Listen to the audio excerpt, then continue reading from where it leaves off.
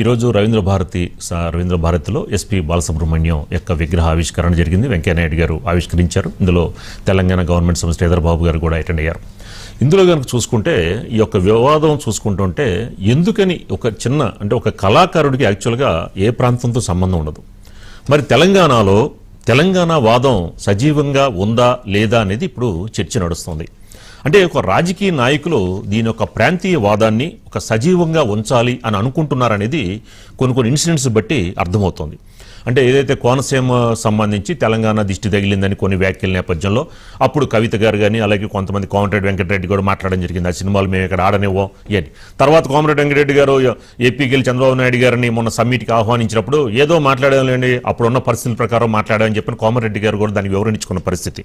అంటే ఒక విధంగా తెలంగాణ ప్రజలు ఎక్కడా కూడా దీనిపై దృష్టి పెట్టాల. కానీ ఈ యొక్క తెలంగాణ వాదాన్ని వీళ్ళ రాజకీయ నాయకులు దాన్ని ఒక అస్త్రంగా వాడుకొని ఏదో రకంగా లబ్ధి పొందాలి అనేది ఒక విధంగా దీని మీద చర్చించుకుంటున్న పరిస్థితి.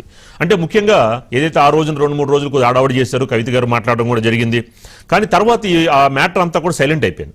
అంటే ఒక విధంగా తెలంగాణ వాదం కనుక ఈ రాజకీయ నాయకులకు అస్త్రంలా మారింది, కానీ ప్రజల మనోభావాలు కాదు అనేది 2 రోజులకి సద్దు మరగడంతో అర్థమవుతుంది. మరి ఎస్పీ బాలసుబ్రహ్మణ్యం విషయంలో మరి ఆంధ్ర తెలంగాణ అని ఎందుకని ప్రాంతీయవాదాన్ని రెచ్చగొట్టే ప్రయత్నం చేశారు అన్నది కూడా నడుస్తుంది. తెలంగాణలో ఆంధ్రోడి విగ్రహమా అని చెప్పని మొన్న ఈ విగ్రహం అప్పుడు కూడా పృథ్వీని అతను కొద్దిగా హడావడి చేశాడు. తర్వాత అతను ఎవరో కూడా మాకు తెలియదు అని కూడా దానిపైన కూడా వచ్చినాయి. అంటే ఇంకో రకంగా రాష్ట్రం విడిపోయి 11 సంవత్సరాలు అవుతున్నా కూడా అంటే ఒక కళాకారుణ్ణి చూసుకుంటే ఆంధ్రోడు తెలంగాణ వాడు అని వేలెత్తి చూపడం, మరో పక్కన మానసికంగా తెలుగు జాతిని రెండుగా వెడగొట్టే ప్రయత్నం జరుగుతున్నది అని చెప్పని అనుకోవచ్చు.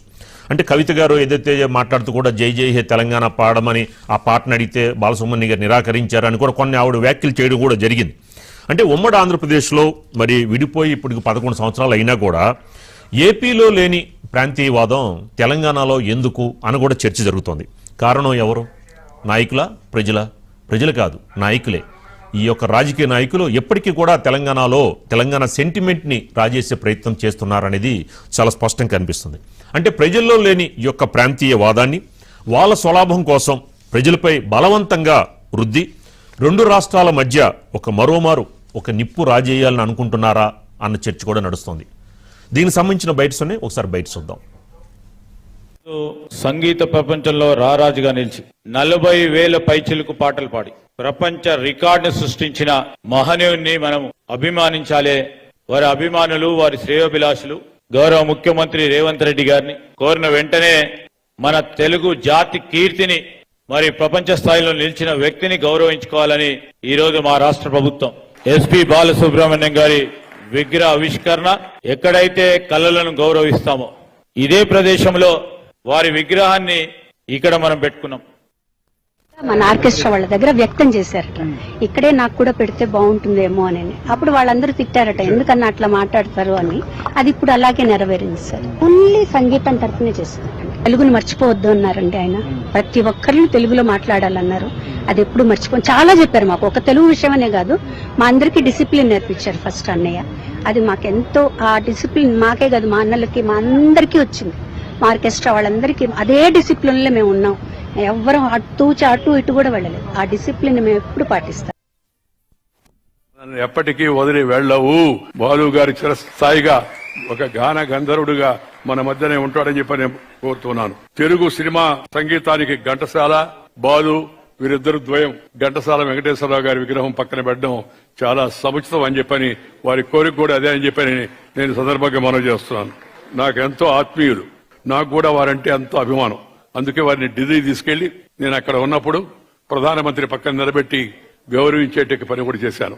ఆయన కూడా అద్భుతమైన ఈయన ప్రజ్ఞా విశేషాలు చూసి ప్రధానమంత్రి శ్రీ నరేంద్ర మోడీ గారు కూడా సంతోషపడ్డారు. నెల్లూరు వాడినే కూడా, అప్పుడు నెల్లూరు వాడిని, ప్రస్తుతం తెలంగాణ వాడిని. ఇక్కడ ఉంటున్నాను కాబట్టి ఇక్కడ ఉంటాను కూడా, ఉండేది కూడా ఇక్కడే, పోయేది కూడా బహుశా ఇక్కడే అనుకుంటాను. మనకి ఇదే అంశానికి సంబంధించి మనకు మరింత ఇన్ఫర్మేషన్ మా కరెస్పాండెంట్ రామ్ నరేష్ అందిస్తారు. రామ్ నరేష్, మొత్తానికి విగ్రహ ఆవిష్కరణకి వివాదాలు ఏదో రకంగా ఈ యొక్క ప్రాంతీయ వాదాన్ని, ప్రాంతీయ భేదాలని సృష్టించే ప్రయత్నాలు చేశారు, కానీ ఎక్కడా సక్సెస్ అవ్వలేదు. కానీ రామ్ నరేష్, కళాకారుడికి అసలు ఏ ప్రాంతంతో సంబంధం ఉండదు, ఏమంటారు? యా రామరాజు ప్రధానంగా చూసుకుంటే కళాకారుడికి ఎక్కడా కూడా ప్రాంతంతో కానీ సంస్కృతి కానీ దానికి సంబంధించిన అంశాలతో ఎక్కడ జోడి ఉండదు. ఏ ప్రాంతమైనా ఏ భాష అయినా సరే వాళ్ళు దాన్ని అందిపుచ్చుకొని దాంట్లో నిష్ణాతులై రాణిస్తూ ఉంటారు. అలాంటి వ్యక్తుల్లో గానగాంధరుడు బాలసుబ్రహ్మణ్యం ఒకరని చెప్పుకోవచ్చు. ఎందుకంటే 14 భాషలు 40,000కు పైగా పాటలు పాడిన వ్యక్తి అతను సంబంధించిన పాటలు అంటే ఎప్పటి నుంచో ఆయన పాటలు పాడుతున్నప్పటికీ ఆ పాటలన్నీ ఇప్పటికీ మారుమోగుతున్న పరిస్థితి. ఆయన మన మధ్య లేనప్పటికీ కూడా ఆయన పాటలు ఇంకా మన మధ్య మారుమోగుతున్న పరిస్థితి. అలాంటి వ్యక్తి విగ్రహ ఏర్పాటు విషయంలో కొందరు చేసిన వ్యాఖ్యలు కొంత వివాదానికైతే దారితీసిన పరిస్థితి ఉంది. ఆయన గతంలో కూడా దీనికి సంబంధించి రవీంద్ర భారతిలో నా విగ్రహం ఏర్పాటు చేయాలి, అది కూడా ఎవరైతే తన గురువు గారు ఉన్నారో ఘంటసాల గారు ఆయన పక్కన విగ్రహం ఏర్పాటు చేయాలని ఆయన ఒక కోరిక కోరారు. ఆ కోరిక మేరకే రవీంద్ర భారతిలో ఎస్పి బాలసుబ్రహ్మణ్యం విగ్రహ ఏర్పాటుకు కొందరు ముందుకు రావడం జరిగింది. ఏదైతే ఎస్పి బాలసుబ్రహ్మణ్యానికి సంబంధించిన మ్యూజిక్ ట్రిప్ ఏదైతే ఉందో కల్చరల్ ఈవెంట్కి సంబంధించి వాళ్ళు ఈ విగ్రహ ఏర్పాటు కోసం ముందుకు రావడం జరిగింది. అయితే విగ్రహ ఏర్పాటు విషయంలో ప్రాంతీయవాదాన్ని అయితే కొందరు తీసుకురావడం జరిగింది. ఈయన తెలంగాణ వ్యక్తి కాదు, ఈయన విగ్రహం ఏర్పాటు చేయడం సమంజసం కాదు, ఇక్కడ ఉన్న తెలంగాణ వాదులకు సంబంధించిన విగ్రహాలు ముందు పెట్టి ఆ తర్వాత ఆయన విగ్రహం పెట్టాలంటూ కూడా కొందరు దీనిపై వ్యాఖ్యలు చేశారు. ఈ వ్యాఖ్యలు ఈ వివాదాల నేపథ్యంలో విగ్రహ ఏర్పాటును కూడా అడ్డుకుంటామని చెప్పేసి తెలంగాణవాదిగా పేర్కొంటున్న పృథ్వీ అనే వ్యక్తి వ్యాఖ్యలు చేయడం జరిగింది. దీంతో ఈ విగ్రహ ఏర్పాటు విషయంలో కొంత ఇబ్బందికరమైన వాతావరణం ఏర్పడుతుందంటూ కూడా పోలీసులు భారీ బందోబస్తు అయితే ఏర్పాటు చేశారు. మొత్తానికి అంటే ఎన్ని వివాదాలు చోటు చేసుకున్నప్పటికీ ఎలాంటి ఆటంకాలు లేకుండా బాలసుబ్రహ్మణ్యం విగ్రహ ఆవిష్కరణ అయితే పూర్తయిందని చెప్పుకోవచ్చు. ఎందుకంటే ప్రాంతానికి భాషకి ఎక్కడ ఉండదు. కళాకారులు అనేవాళ్ళు ఏ భాషలోనైనా ఏ ప్రాంతంలోనైనా రాణించగలుగుతారో అలాంటి వ్యక్తికి ఒక ప్రాంతాన్ని ఆపాదిస్తూ ఈ విధంగా అంటే విగ్రహ ఏర్పాటును అడ్డుకుంటామని చెప్పడం సరైంది కాదంటూ కూడా చాలా మంది చెప్తున్న పరిస్థితి అయితే ఉంది.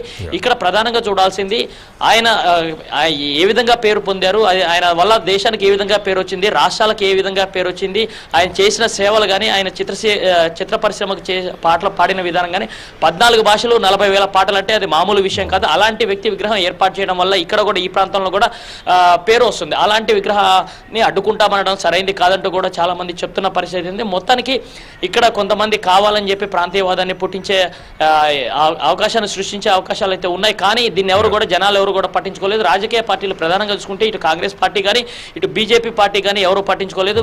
బీఆర్ఎస్ పార్టీ కూడా ఈ విషయంలో ఎక్కడా కూడా విగ్రహ ఏర్పాటుకు సంబంధించి విషయంలో ఎక్కడ వివాదానికి తావివ్వకుండా మౌనంగా ఉన్న పరిస్థితి ఉంది. కానీ కొంతమంది వ్యక్తులు ఎవరైతే తమ ప్రాబల్యం పెంచుకోవాలని చూశారో వాళ్ళు మాత్రం దీనిపై వివాదం చేసిన పరిస్థితి ఉంది. అయినప్పటికీ కూడా ఎక్కడా కూడా ఈ వివాదాలు ఉన్నప్పటికీ కూడా విగ్రహావిష్కరణ మాత్రం ఎక్కడ ఆగలేదని చెప్పుకోవచ్చు. మొత్తానికి వివాదాలు ఉన్నప్పటికీ కూడా విగ్రహావిష్కరణ మాత్రం ప్రశాంతంగా సాగింది.